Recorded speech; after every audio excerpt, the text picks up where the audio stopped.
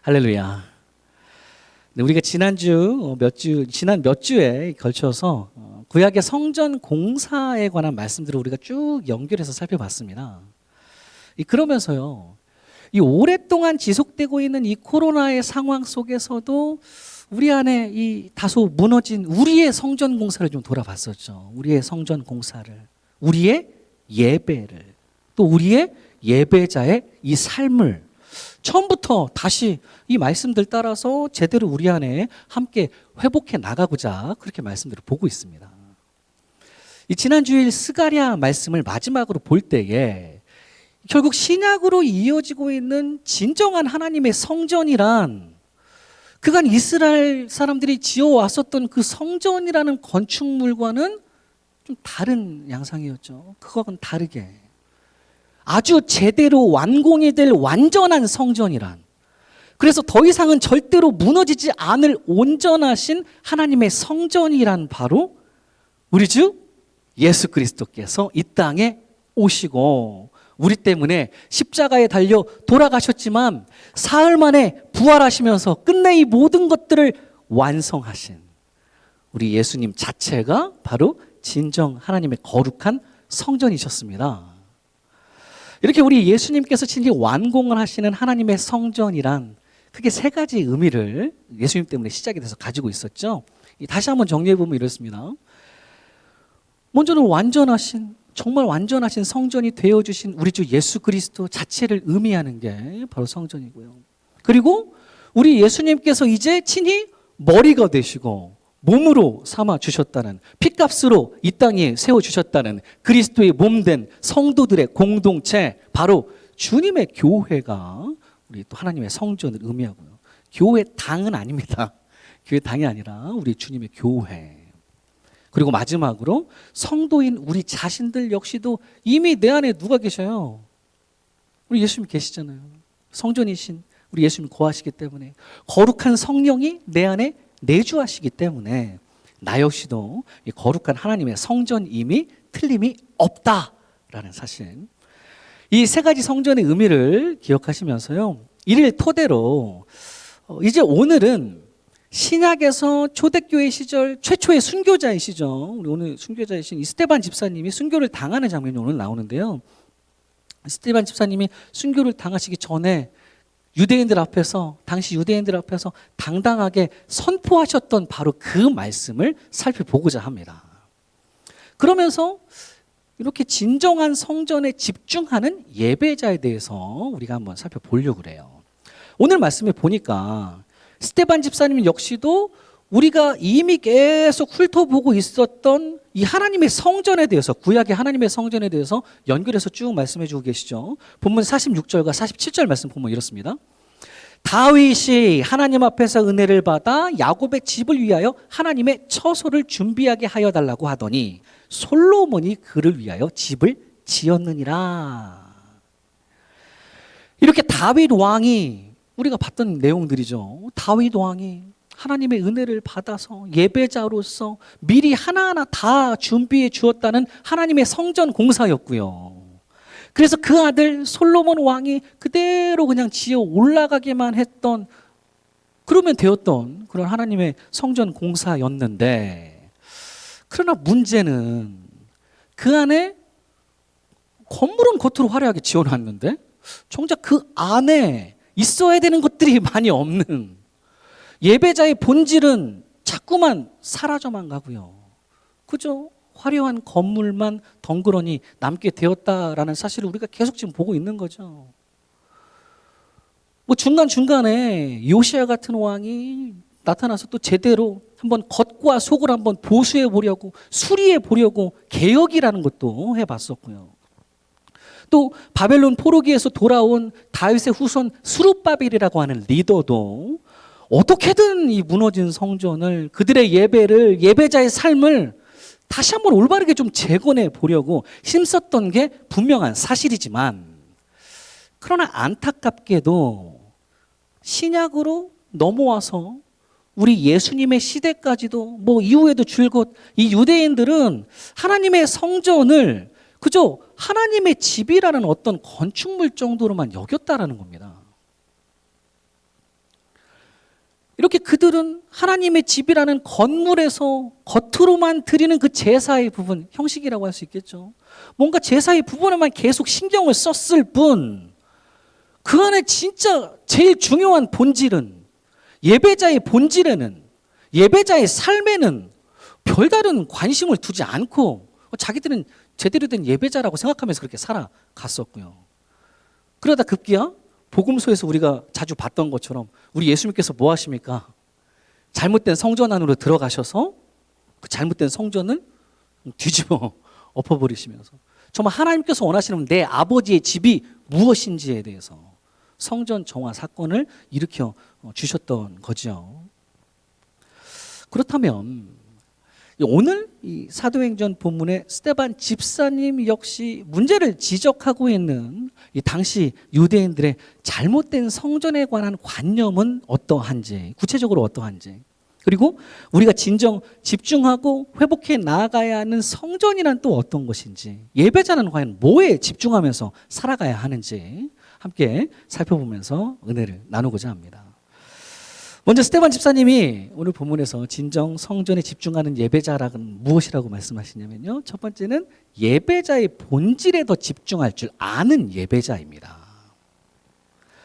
앞서 봤듯이 본문 46절과 47절에 다윗이 준비해 주었던 성전, 그리고 솔로몬이 실제 지어 올라갔던 성전에 대해서 얘기하는 이 스데반 집사님은요, 바로 이어서 이제 당시 유대인들의 잘못된 성전 인식에 대해서 이렇게 말씀하고 있습니다. 48절에서 50절 말씀을 보면요, 그러나 지극히 높으신 이는 손으로 지은 곳에 계시지 아니하시나니 선지자가 말한 바 주께서 이르시되 하늘은 나의 보좌여 땅은 나의 발등상이니 너희가 나를 위하여 무슨 집을 짓겠으며 나의 안식할 처소가 어디냐, 이 모든 것이 다 내 손으로 지은 것이 아니냐 함과 같으니라. 왜 자꾸 너희 손으로 지은 성전 자체에만 집중하느냐? 왜 자꾸 이 건물 안에다가 너희 하나님을 모셔 놓았다라고 생각을 하느냐? 지극히 높으신 우리 하나님은 너희 손으로 지은 곳에 계시는 게 아니다. 만물이 다 우리 하나님께서 지으신 것이기 때문에 그 언제나 뭐 어디에서도 계시는, 그야말로 무소부재라는 말, 옛날에 이 무소부재를 안다라는 제 자신 좀 많이 조금 나이가 좀 들어 보이는데, 하여튼 무소부재는 어디든 계시지 않는 곳이 없다라는 뜻입니다. 어디든 계시지 않는 곳이 없으신 우리 하나님이시다. 그러니 더는 건물에 집중하지 말고 자꾸 이 땅에 집중하지를 말고 예배자의 진정한 본질에, 하나님께서 원하시는 예배자의 삶에 집중해라 라고 얘기하시는 말씀입니다. 오늘 사도행전 이 7장의 전체적으로 이제 스데반 집사님의 설교 말씀인데요, 여기에서 계속해서 우리 스데반 집사님이 짚어주고 있는 부분이 바로 우리 하나님께서는 예루살렘 땅에만 계시는 분이 아니라, 소위 말해서 니네가 거룩하다고 여겨지는 그 땅에만 계시는 분이 아니라 그 어디든 너와 함께 계셔서 너를 친히 이끌어 주시는 임마누엘의 우리 하나님이시다라는 것을 계속 반복해서 말씀합니다. 설교의 첫 부분인 2절 3절 말씀 가보면 이렇습니다. 스데반이 이르되 여러분 부형들이여 들으소서, 우리 조상 아브라함이 하란에 있기 전 메소포타미아에 있을 때에 영광의 하나님이 그에게 보여 이르시되 네 고향 네 친척을 떠나 내가 내게 보일 땅으로 가라 하시니, 이렇게 말씀하시죠. 당시 눈에 보이는 예루살렘 성전 자체에만 집중하면서 보이는 거에만 집중하는, 그래서 그저 그냥 안에다가 우리 하나님 계신다라고 착각을 했었던 유대인들에게 스데반 집사님이 가장 먼저 짚어주고 계시는 말씀이 창세기 12장이죠. 우리 하나님께서 친히 아브라함을 처음 불러주셨던 그 장면입니다. 실제 우리 하나님께서 아브라함을 불러주셨던 그 장소, 아브라함을 만나주셨던 그 장소는 이스라엘 땅이 아닙니다. 메소포타미아 땅에 있을 때부터, 그때부터 영광의 하나님께서는 친히 아브라함과 함께 계셨다라는 말씀이죠. 그리고는 또 이어서 하나님께서 아브라함에게 너는 네 고향 친척을 떠나서 어디든 어디든 내가 너에게 보일 땅으로 가라라고 말씀하시죠. 이렇게 뭐 어느 땅이 뭐 어느 곳이 어느 지역이 뭐 원래부터 거룩한 성지이고 아니고가 중요한 게 아니라 가장 중요한 것은 그 어디든 우리 하나님께서 친히 나를 만나 주셨다라는 사실, 그리고 우리 하나님께서는 친히 갈 길을 밝히 보여주셔서 늘 주님의 길로 인도해 주신다라는 사실, 바로 임마누엘의 하나님께서는 그 어디든 늘 나와 동행하신다라는 사실을 우리가 제대로 아는 것이 예배자로서 굉장히 중요하다는 말씀입니다. 이렇게 아브라함의 예를 들어서 이들의 잘못된 성전 관념을, 거룩한 땅, 뭐 성지에 대한 이런 잘못된 관념을 고쳐주고 있는 스데반 집사님이죠. 결국 당시에 뭐 지금도 마찬가지지만 유대인들은 이들이 집중하고 있는 것은 이 땅 자체, 예루살렘이라는, 예루살렘 성전이라는 그런 부분에 이제 거룩하다고 여겨서 이제 거기에만 집중을 하고 있는데, 그게 아니라 지금 예루살렘 땅 자체가 거룩한 게 아니라 성전이 있는 그곳이, 거기에만 하나님이 계시는 게 아니라 그 어디든 우리 하나님께서 나를 만나 주시는 그곳이 바로 거룩한 곳이요, 그 어디든 우리 하나님께서 이끌어 주시는 그곳이 바로 진정 거룩하신 주께서 나와 동행해 주시는 거룩한 땅, 하나님의 성지이다, 하나님이 계시는 곳이다. 그렇게 거룩하다라는 개념의 중심에는 어떤 다른 것들이 있는 것이 아니라 오직 우리 하나님 한 분밖에는 없다라는 말씀입니다. 또 9절 10절 말씀에 가보면 스데반 집사님 이걸 또 얘기하십니다. 여러 조상이 요셉을 시기하여 애굽에 팔았더니 하나님이 그와 함께 계셔 그 모든 환난에서 건져내사 애굽 왕 바로 앞에서 은총과 지혜를 주심에 바로가 그를 애굽과 자기 온 집의 통치자로 세웠느니라. 마찬가지죠. 요셉이 이스라엘 땅에서 하나님의 은총과 지혜를 받은 게 아니죠. 어디서 받았습니까? 우리가 잘 알고 있듯이 형들에 의해서 애굽의 노예로 팔려간 후에 그 애굽의 낯선 땅에서도, 그 이방 땅에서도 우리 하나님께서는 늘 요셉과 함께 계셔서 그를 모든 환난에서 건져주시고 그곳에서 은총과 지혜를 베풀어 주셔서 애굽과 온 집을 다스리는 통치자가 되도록 그곳에서 만들어 주신 거죠. 역시 예루살렘 성전 아니라, 어느 한 땅 아니라, 어느 장소에 자꾸 집중하지 말고 우리가 정작 집중해야 될 부분은 바로 하나님 자체, 임마누엘 하나님은 늘 어디서나 나와 동행해 주신다라는 바로 이 사실입니다. 이따가도 우리가 부를 찬양이지만요, 우리 찬송가의 가사 그대로 주 예수와 동행하니 그 어디나 하늘나라, 이거죠. 33절 바로 이 오직 하나님 중심의 예배자라는 본질을 우리가 이제 회복해야 된다라는 말씀입니다. 38절, 33절 말씀 가봐도 이번에는 모세의 예를 들어서 아주 직접적으로 이렇게 말씀합니다. 주께서 이르시되 네 발의 신을 벗으라. 네가 서 있는 곳은 거룩한 땅이니라. 미디안 광야에서 장인의 양떼나 치던 이 모세가 하나님을 처음 만났던 곳, 하나님께서 친히 네가 서 있는 그 땅은 거룩한 땅이니 네 발의 신을 벗어라 라고 말씀하셨던 그곳도 사실은 여기 이스라엘 땅입니까? 아니에요. 여기 호렙산이라고 하는 이방 땅입니다. 아무것도 안 보이는, 아무것도 없어 보이는. 이렇게 지금껏 선민사상이라고 그러죠. 이제 자기들만 선택받았다. 선민사상에 흠뻑 젖어서 이 자기들이 살아가고 있는 이 땅만 거룩하고 자기들이 손으로 직접 지어 올렸다는 예루살렘 성전만 거룩해서 점점 배타적이 되어만 가던 이 당시 유대인들에게, 그러다가 뭔지까지 합니까?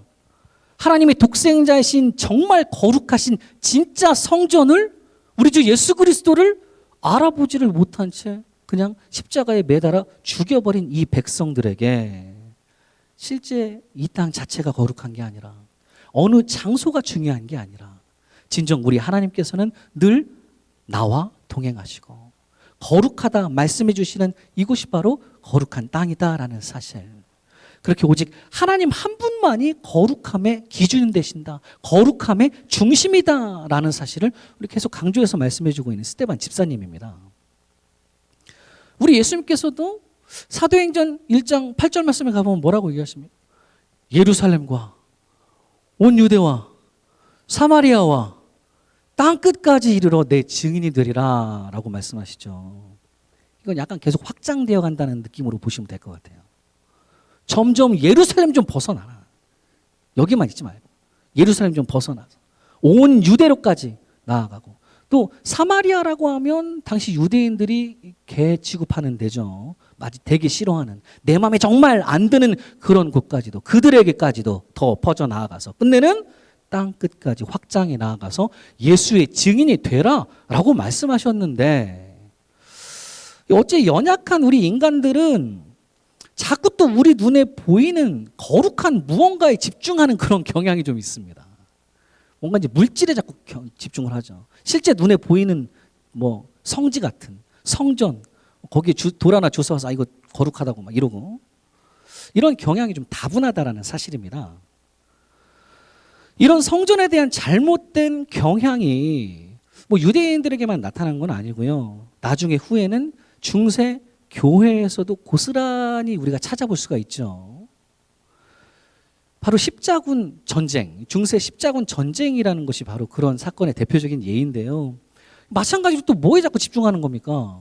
예루살렘 땅에 집중을 하는 겁니다. 예루살렘 땅에 집중을 해서 거기가 거룩한 곳이고 거기에 있는 성전을, 거룩한 성지를 반드시 탈환해야 된다고. 그렇게 여러 차례에 거쳐서 큰 전쟁을 치르게 만들었던 장본인이 바로 중세의 교회였습니다.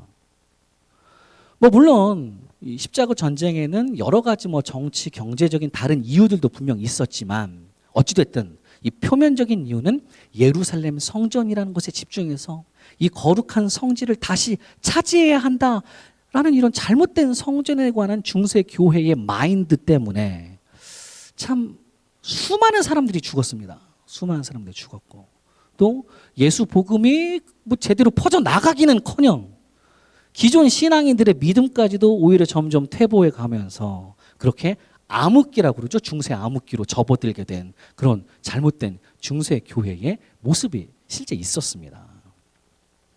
그렇다면 지금 우리의 성지, 우리가 집중하고 회복해 나아가야 할 거룩한 곳, 거룩한 성전은 무엇입니까? 또 뭐 이스라엘에 있는 예루살렘 성전에 또 우리가 자꾸 집중해서 회복해야 되는 거기가 성전입니까? 아니라고 그랬습니다. 뭐 그렇다고 그래서 뭐 역사가 보여주시 절대로 아니죠. 이 부분은 어떤 식으로든 다시금 예루살렘이라는 곳에 집중하는 것은 그다지 좋지는 않습니다. 뭐 그렇다고 해서 또 우리 교회당 건물 자체에만 집중하는 것도 아니라고 그랬어요. 이 안에만 우리 하나님 계신 거 아니죠. 이 하나님 계신 거 아닙니다. 골방에서 우리가 이 기도를 드릴 때에도 우리 하나님 분명 나와 함께 계시고 우리의 기도를 들으십니다. 그러니 이제 정말 우리가 집중하고 회복해 나아가야 할 진정한 성전이란, 예배자의 본질이란, 우리가 지난주부터 계속 봤었던 이 세 가지 성전의 부분이죠. 모든 것을 완성하시고 성전 공사까지도 친히 완공해 주시면서 늘 임마누엘로 나와 동행하시는 거룩하신 하나님의 독생자, 바로 우리 주 예수 그리스도라는 중심, 요거 우리가 회복해야 되고요.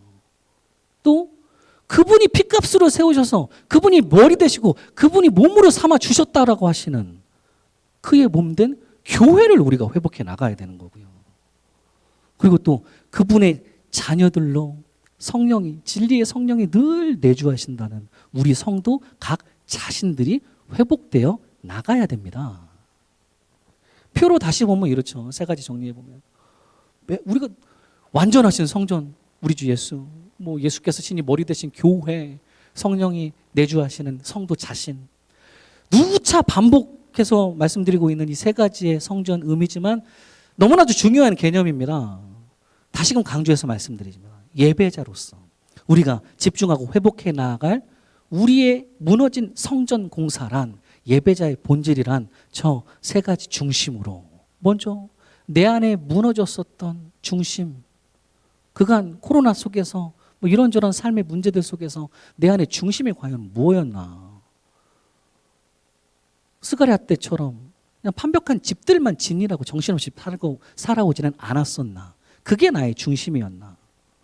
그렇다고 한다면 이제는 그 무너진 성전을 다시금 예수 그리스도에 대한 첫사랑으로, 그 첫사랑을 다시 회복함으로, 예배자의 마음을 다시금 하나님 중심으로, 우리 주님 중심으로 회복해 나아가야 하는 거고요. 또 내 안에 무너진 주님의 몸된 교회를 향한 그 충성된 예배자의 마음 역시도 다시 회복해 나아가야 되는 거죠. 그리고 또 내 안에 무너진 거룩한 성령의 전을 다시금, 성령의 전을 다시 세우려고 하면 뭐밖에 없습니까? 거룩한 성령 말씀밖에는 없습니다. 성경 말씀에 집중해서 다시금 제대로 회복해 나아가는, 그렇게 진정한 성전에 집중하는 예배자가 되어야 하는 줄로 믿습니다. 결국 이 세 가지 중심인데요. 제가 그냥 귀에 못이 박히게라는 말을 요새 많이 하는데, 하도 반복을 많이 하니까. 귀에 못이 박히게 말씀드렸던 개혁주의의 세 가지 중심이죠. 저 결국 개혁주의의 세 가지 중심입니다. 세 가지 중심 뭡니까? 첫 번째는 하나님 중심, 예수 그리스도 중심. 그리고 두 번째는 뭔 중심입니까? 교회 중심. 그리고 세 번째는 말씀 중심입니다. 성경 말씀 중심. 그때 그렇게 살아갈 때 우리 안에 무너졌던 성전을, 예배를 다시금 회복해 나아갈 수가 있다라는 말씀입니다. 할렐루야. 이렇게 예배자의 본질에 집중하는, 할 줄 아는 예배자로서 주님을 향한 첫사랑, 주님 중심 계속 회복해 나가고, 또 그의 몸된 교회에 충성하며 늘 성령의 전답게 성경 말씀 따라 살아가려는 참된 예배자 되시기를 간절히 축원합니다. 그리고 또 하나, 진정한 성전에 집중하는 예배자란 바로 세 번째 부분을 조금 더 집중화시켰습니다. 말씀 따라서 이제 실제 삶의 열매를 맺는 예배자이다라는 사실입니다. 본문 51절 말씀 가보면 이렇게 말씀하시죠. 목이 곧고 마음과 귀에 할 일을 받지 못한 사람들아, 너희도 너희 조상과 같이 항상 성령을 거스르는도다 라고 말씀합니다. 이것은 이제 진정한 성전에 집중하지를 못하는 사람들에 관한 말씀이죠. 스테반 집사님은 여기에서 목이 곧고 마음과 귀에 할 일을 받지 못한 사람들을 가리켜서 굉장히 직접적으로 이 사람들이 항상 성령을 거스르는 사람이다 라고 표현하고 있습니다. 그러니까 진정한 성전에 집중하지 못하고 성전답게 살아가지를 못하면서 자꾸 성령을 거스른다라고 하는 사람들의 그 특성이 뭐 다른 게 있는 것이 아니라, 성령을 거스르는 게 다른 게 아니라 바로 이렇게 목이 곧고 마음과 귀에 할 일을 받지 못했다라는 거죠. 그리고 이렇게 목이 곧고 마음과 귀에 할 일을 받지 못했다라는 이 표현은요, 이게 구약의 표현들에서 왔는데, 이것은 전부 다 하나님의 말씀 앞에서입니다. 하나님의 말씀 앞에서 목이 곧고 마음의 할 일을 받지 못하고 귀에 할 일을 받지 못한다라는 표현이 등장을 하는 겁니다. 구약에서 목이 곧다라는 것은요, 목이 뻣뻣하다라고도 표현이 되고, 뭐 다른 단어로는 뭐 완악하다, 뭐 완곡하다라고도 번역이 되면서, 이거는 뭡니까? 하나님의 말씀 앞에서 목이 이렇게 된 거죠. 목이 곧아서 완악하게 자기 주장을 끝까지 내세우는 이들을 가리킬 때 목이 곧다라는 표현을 쓰고요. 또 마음의 할 일을 받지 못한 자들이라는 표현 역시도 겉으로만 할 일을 받았다는 거죠. 겉으로만 할 일을 받아 이스라엘이라는 표식이 겉에만, 몸에만 있을 뿐 진짜 그 안에는, 속에서는, 마음으로는 그러지를 못해서 자꾸 하나님의 말씀에 어긋나고 불순종하려는 이들을 가리킬 때 쓰이는 표현입니다. 그리고 귀에 할 일을 받지 못한 자들이라는 것도 이제 마찬가지인데요. 예레미야 6장 10절 말씀에 가보니까 대놓고 우리 하나님 이렇게 말씀하십니다. 내가 누구에게 말하며 누구에게 경책하여 듣게 할꼬 보라, 그 귀가 할 일을 받지 못하였으므로 듣지 못하는도다. 보라, 여호와의 말씀을 그들이 자신들에게 욕으로 여기고 이를 즐겨하지 아니하니. 여기 보니까 아예 하나님의 말씀을 듣지 않으려고 이제 귀를 막아버리고 그 말씀이 되려 이제 나한테 욕하는 거라고 막 더 어그레시브하게 막 나오면서 즐겨 듣지를 않는, 말씀에 순종하지 않는 이들을 가리켜서 그 귀가 할례를 받지 못했다라고 표현을 하죠. 다 하나님 말씀 앞에서입니다. 하나님 말씀 앞에서, 성경 말씀 앞에서 목이 곧고 마음을 닫아버리고 귀를 닫아버리는, 그렇게 마음과 귀에 할례를 받지 못했다는, 항상 진리의 성령을 거스르는 사람들, 진리의 성경 말씀 따라 살아가지를 못하는 사람들, 바로 진정한 성전에 집중하지를 못하는 사람들입니다. 그리고 이런 사람들에 대해서 스데반 집사님은요, 마지막으로 이렇게 표현합니다. 53절 말씀 가보면요, 너희는 천사가 전한 율법을 받고도 지키지 아니하였도다 하니라. 결국 이 53절 이 말씀을 끝으로 당시 유대 사람들이 이제 본격적으로 이를 갈았다고 그러고요, 막 분노하기 시작을 해서 끝내 우리 스데반 집사님을 잡아다가 이제 돌로 쳐서 죽여버리고 맙니다. 아주 정말 이들의 정곡을 제대로 찔러버린 이 스데반 집사님의 이 마지막 포인트라는 건데요. 지금 이 말씀은 너희가 하나님의 말씀을 받고도, 받기는 받았는데, 듣기는 들었는데, 뭐 보기는 보았는데, 뭐 이렇게 얘기할 수 있겠죠. 받았는데, 그러나 받기만 했을 뿐 그 말씀을 제대로 지키지는 않았다라는 말씀입니다.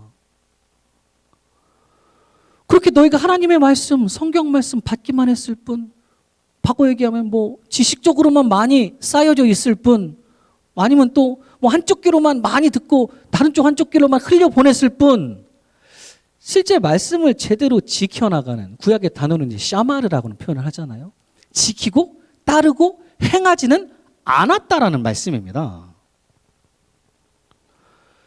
그러면 여기에서 하나님의 말씀을 받고도 지키지 아니하였다라고 하는 것이 구체적으로 무엇을 의미하는지, 과연 무엇이 하나님의 말씀을 제대로 지키는 것인지, 오늘 사도행전과 같은 저자인 누가복음 8장 15절 말씀에 가보니까요, 우리 예수님께서 비슷하게 이렇게 표현하고 계십니다. 좋은 땅에 있다는 것은 착하고 좋은 마음으로 말씀을 듣고 지키어 인내로 결실하는 자니라.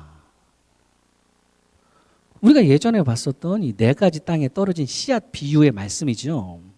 여기 보니까 좋은 땅에서는, 좋은 마음밭에서는 하나님의 말씀을 듣고 지키면서, 듣고 지키어, 그리고 쉽지 않은 인내라는 게 있습니다. 이게 인내를 통해 결국 결실로까지 이어지게 된다, 열매로까지 이어지게, 맺혀지게 된다라는 말씀입니다.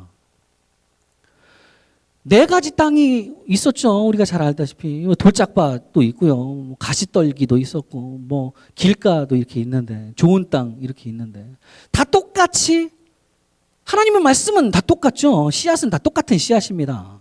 똑같은 씨앗 하나가 떨어지죠. 그렇게 하나님의 말씀을 의미하는 씨앗을 받기는 다 4가지 땅이 받기는 하는데, 그렇게 성경 말씀을 귀로 많이 듣고 눈으로 보는데, 그러나 딱 하나 좋은 땅에서만이 그 씨앗을, 그 말씀을 끝내 제대로 지키어 인내로 결실하게 된다라는 말씀입니다. 하나님의 말씀은 누구에게나 다 동일하시죠. 똑같이 다 영원 변함없는 귀한 씨앗인데, 문제는 이 씨앗을 받고 있는 내 마음이, 이 말씀을 받고 있는 내 마음밭이 좋은 마음밭이냐, 그렇지 못하느냐 하는 내가 문제죠. 내가 항상 병입니다. 분명히 기억해야 되는 건요, 좋은 땅의 요건에는 저기 인내라는 요소가 분명히 들어있다라는 겁니다. 쉽지 않다는 얘기예요. 쉽지 않아요. 말씀을 받았으면 그걸 지키고 결실하는 게 쉽지 않다는.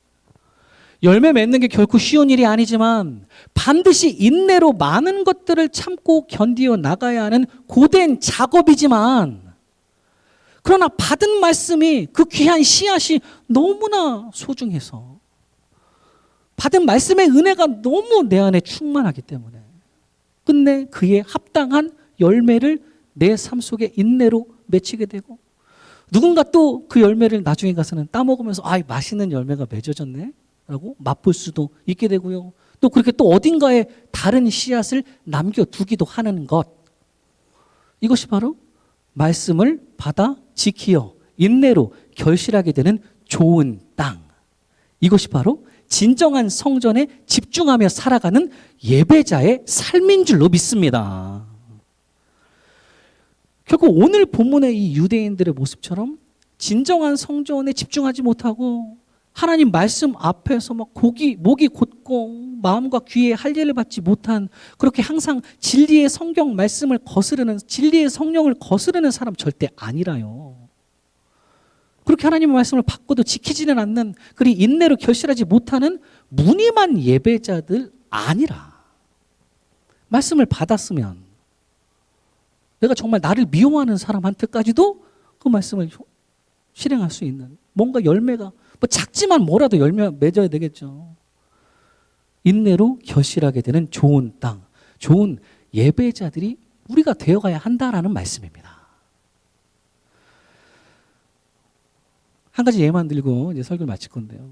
우리가 잘 아는 이 누가복음 10장 보면 선한 사마리아 사람에 관한 말씀이 나오죠.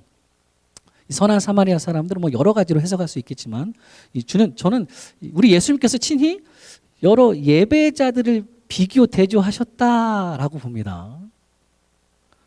어떤 이가 예루살렘에서 여리고로 내려갔다 그럽니다.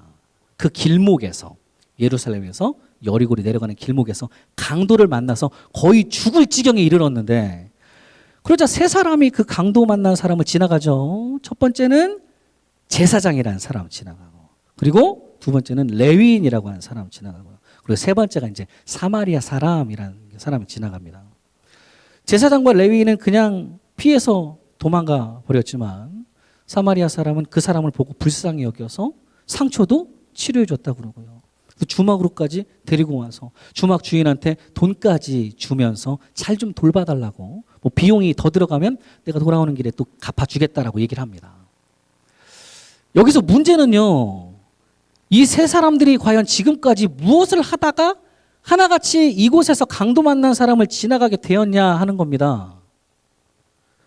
지금 이들이 다 지나가고 있는 이 길목이 전부 다 예루살렘에서 여리고로 내려가는 길목이니까요. 둘 다 네 명이죠. 강도 만난 사람까지 하면 이 네 명의 출발지는 다 어디입니까? 예루살렘입니다. 당시에 예루살렘 사람이 아닌데 이들처럼 예루살렘 성에 들어오고 나가는 그 주된 이유는요, 바로 예루살렘 성전을 방문하기 위해서입니다. 아마 그때가 유월절과 같은 큰 명절이었기 때문에 사람들이 왕래가 좀 많았던 걸로 보여요. 이렇게 강도까지 출몰하는 외진 곳인데도 한꺼번에 같은 길목으로 순차적으로 많이 지나가시는 것으로 이렇게 보이고요. 그리고 이 사람들은 지금 예루살렘 성전을 방문하고, 성전만 그냥 구경하다 온 사람들은 아니겠지 분명. 그 안에서 제사를 드린 후에, 예배를 드린 후에 다시 여리고로 이제 돌아가는 것으로 보여요. 뭐 제사장과 레위인 말할 것도 없고요. 사마리아 사람 역시도 여행 루트는 지금 똑같다는 겁니다. 당시 사마리아 사람으로서 어떤 식의 이유로든, 특히 유월절과 같은 이 명절에 예루살렘 성 안으로 들어간다는 것 자체가요, 이건 이제 각오하고 들어가야 되는 겁니다. 사마리아 사람이 개취급도 못 받으니까. 분명 많은 수모와 곤란을 겪을 거지만, 그러나 이 사람이 굳이 거기 들어가려고 하는 이유가 하나님께 예배 드리려고 하는 예배자라고 한다면 모든 게 맥센스하죠. 주님을 사모하는 사람으로 계명을 따르기 위해 모든 것을 감내하고 들어갈 수 있겠습니다. 그러나 당연히 성전 안에는 들어가지 못합니다. 유대인들에게는 사람 취급 못 받으니까 성전 안에 들어가지도 못하지만 그저 곁에서 맴돌지만 계명 지키고 예배드리고 살아가려고 하는 이 사마리아 사람이다라고 그렇게 보여요. 이렇게 똑같이 예루살렘에서 예배드리고 여리고로 내려가는 예배자라 불리는 사람들, 이스라엘의 제사를 주관한다는, 예배를 주관한다는 제사장이라는 사람, 또 그런 예배의 이런저런 순서들을 직접 담당한다는 레위인이라는 사람, 그리고 이스라엘에게는 사람 취급도 못 받지만 그래도 예배자로 성전을 밖에서라도 자주 찾아가려는 이 사마리아 사람, 이 중에서 누가 진정한 예배자인가? 누가 하나님의 말씀을 그대로 주 너희 하나님을 사랑하고 네 이웃을 내 자신과 같이 사랑하라 라는 말씀을 받아서 제대로 지키어 인내로 결실하는 사람인가? 저렇게 하는 거 결코 쉽지 않지만, 나도 똑같이 저기 가면 강도 당할까봐 두렵고 떨리는 마음 나도 똑같이 있지만, 나도 넉넉한 형편이 아니라서 저 사람 도와주고 주막 사람에게 돈을 주는 것까지도 굉장히 많이 부담스럽지만, 나도 빨리 집으로 좀 돌아가서 쉬고 싶은 마음이 굴뚝 같지만, 나는 유대인도 아니라서 내가 저 사람 분명히 유대인일 텐데 이 사람 유대인들 도와줬다고 그랬을 때 자칫 오해를 당할 수도 있을 거지만, 그러나 하나님의 말씀이 그렇게 말씀하셨기에 쉽진 않아도 그대로 순종해서 내 이웃의 아픔을 외면하지 않고 끝까지 인내로 지켜 나갔던 이 사마리아 사람이야말로 진정한 성전에 집중할 줄 아는 예배자, 주님 보시기에 아주 좋은 토부, 우리 아까 장로님도 말씀하신 토부의 마음밭을 가지고 살아가는 제대로 된 예배자인 줄로 믿습니다. 바라기는 결코 하나님의 말씀 앞에서 목이 곧고 마음과 귀에 할례를 받지 못한 사람 되어서는 절대로 안 되고요. 그렇게 항상 진리의 성령을 거스르는, 진리의 성경 말씀을 거스르는 무늬만 예배자들 절대 아니라, 우리는 언제나 귀한 하나님의 말씀을 사모하면서 주님의 뜻을 더 깨달아가고자 하는 그 갈망함으로 모든 성경 말씀을 대하면서요, 또 말씀 그대로 지켜나가고자 많은 것들을 감내해 나가는, 그래서 끝내 귀한 말씀의 열매들을 내 삶 속에 풍성하게 맺혀나가는 그런 좋은 땅, 하나님께서 보시기에 좋았더라 라고 하는 선한 예배자, 토부의 예배자들 되시기를 간절히 축원합니다. 사랑하는 하나님 소망교회 성도님들, 오늘은 이 스테반 집사님의 설교를 통해서 진정한 성전에 집중하는 예배자에 대해서 살펴봤습니다. 표를 정리해 보면 이렇죠. 먼저 예배자의 본질에 집중하는 예배자요, 하나님 중심, 그리고 교회 중심, 그리고 말씀 중심의 예배자, 그리고 두 번째는 하나님의 말씀을 받아 지키어 인내로 결실하는 예배자입니다. 아무쪼록 이렇게 늘 하나님 중심, 교회 중심, 말씀 중심으로 살아가시면서 귀한 말씀 따라 실제 삶의 풍성한 열매까지 인내로 맺어 나가실 줄 아는 이 시대의 토부의 예배자들이 저 여러분 모두가 되시기를 간절히 축원합니다.